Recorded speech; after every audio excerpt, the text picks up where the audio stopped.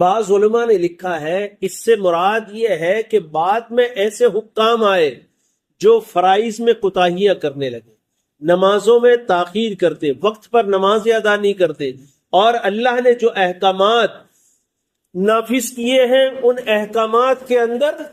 یعنی جو ذمہ داری کے ساتھ ان حکموں کو پورا کرنا چاہیے وہ نہیں کرتے،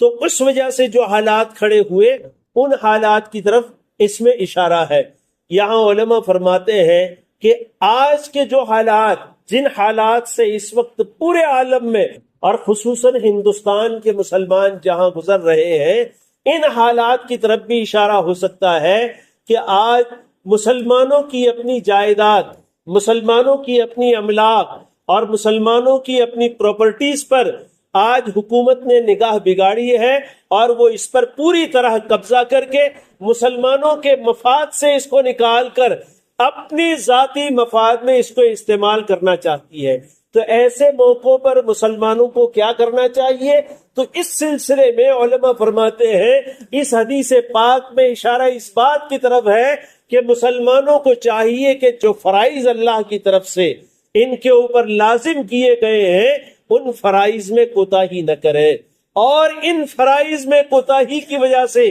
یہ حالات پیدا ہوتے ہیں۔ آج ہم اسلامی معاشرے پر اور مسلمانوں کی زندگیوں پر ایک نظر ڈالیں تو ہمیں پتہ چلتا ہے کہ آج اللہ تعالی شانہ کی طرف سے جو احکامات اور جو اوامر اور جو فرائض مسلمانوں کے ذمے کیے گئے ہیں، مسلمان آج اس میں کتنا پورا اتر رہا ہے، کتنا کھرا اتر رہا ہے۔ اور دوسری باتیں چھوڑیے دوستو، ایک نماز ہی کا حکم لے لیجئے، ایک نماز ہی کا حکم لے لیجئے۔ علماء فرماتے ہیں کہ 99% مسلمان ایسے ہیں جو مسجدوں سے دور ہیں، 99% مسلمان مسجدوں سے دور ہے، اور 1% مسلمان جو مسجد میں آتا ہے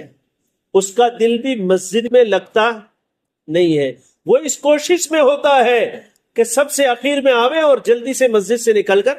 حالانکہ جیسے جمعہ کے دن کے بارے میں ہم پہلے اس چیز کو بیان کر چکے ہیں کہ بھئی جمعہ میں اول وقت آنے کی کیا فضیلت،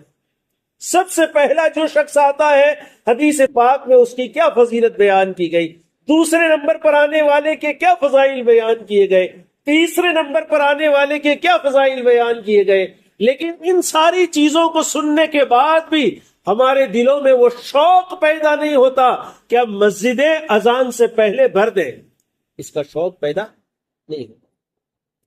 حالانکہ ہونا یہ چاہیے کہ یہ سارے فضائل اللہ کے پیارے حبیب حضرت محمد الرسول اللہ صلی اللہ علیہ وسلم نے جو بیان کیے ہیں وہ اس لیے بیان کیے ہیں تاکہ مسلمانوں میں اعمال کا شوق پیدا ہو اور مسلمان مسجدوں کی طرف دوڑ کر آنے والا بنے اور دیر سے نکلنے والا بنے۔ لیکن ہم آتے ہیں سب سے پیچھے اور جلدی سے یہاں سے بھاگنے کی کوشش کرتے ہیں۔ 2 رکعت نماز جمعہ کی فرض پڑھتے ہیں، اس میں بھی دھیان اللہ کی طرف نہیں ہوتا۔ آدمی اس 2 رکعت میں بھی اپنے مشغلے کو، اپنی تجارت کو، اپنے آگے کے کاموں کو سوچتا رہتا ہے، وہی اس کی فکر ہوتی ہے، اس لیے کہ وہ دھندے سے نکل کر آیا ہے۔ اللہ اللہ تو مسجد میں بیٹھ کر اس نے کیا نہیں ہے، پھر اللہ کی طرف توجہ ہونے کی، اللہ کا دھیان نماز میں آنے کی کہاں بات ہو،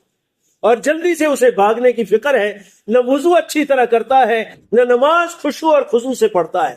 تو عرض یہ کر رہا تھا دوستو کہ ایک حکم نماز کا وہ بھی 100% مسلمانوں کی زندگی میں پوری طرح زندہ نہیں ہے۔ ایک قلیل تعداد ہے جو نماز کو سمجھتی ہے، نماز کو جانتی ہے، مسجد میں آتی ہے، اور وہ آنے والی تعداد بھی نماز کو اس کے حق کے ساتھ ادا نہیں کرتی۔ پھر یہ حالات آنے والے ہیں